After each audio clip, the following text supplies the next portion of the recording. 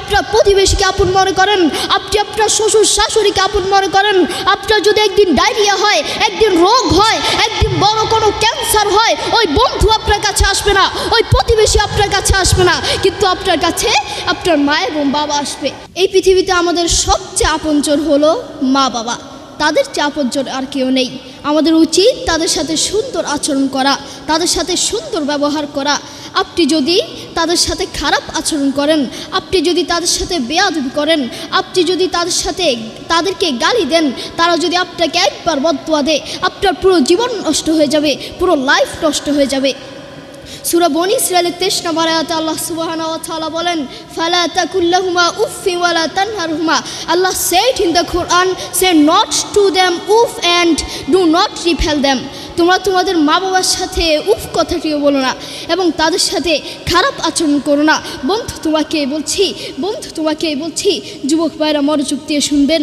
আপনার মাকে যখন পাশের বাড়ি থেকে কোনো খাবার দেওয়া হয়, সেই মা আপনাকে ছাড়া খায় না। সেই মা বলে, এই খাবারটুকু যদি আমি খেয়ে ফেলি, এই খাবারটুকু যদি আমার পেটে চলে যায়, আমার আদরের সন্তানটা কি খাবে, আমার কলিজার টুকরো সন্তানটা কি খাবে? আপনার মা সারাদিন আপনাকে নিয়ে ভাবে।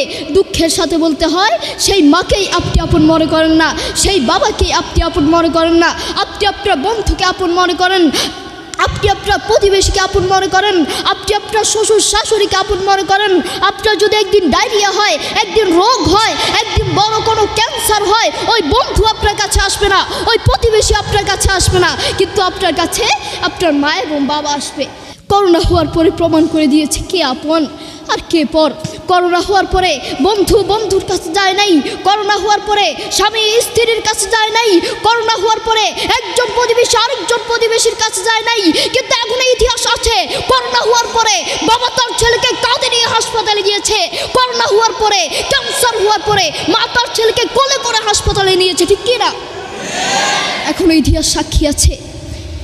আপনার মা আপনার বড় সম্পদ। এই তামাম দুনিয়ায় মায়ের দোয়ার চেয়ে বড় কোনো ওষুধ নেই, এই পুরো দুনিয়ায় মায়ের দোয়ার চেয়ে বড় কোনো ওষুধ নেই। আপনার জ্বর হয়েছে, মায়ের কাছে দোয়া চান। আপনার মাথা ব্যথা করছে, মায়ের কাছে দোয়া চান। পেটে ব্যথা করছে, মায়ের কাছে দোয়া চান। শরীর খারাপ লাগছে, মায়ের কাছে দোয়া চান। বড় রোগ হয়েছে, মায়ের কাছে দোয়া চান। বড় ক্যান্সার হয়েছে, মায়ের কাছে দোয়া চান। কালকে আপনার ফাইনাল পরীক্ষা আছে, আপনার কাছে ভয় লাগছে, মায়ের কাছে দোয়া চান।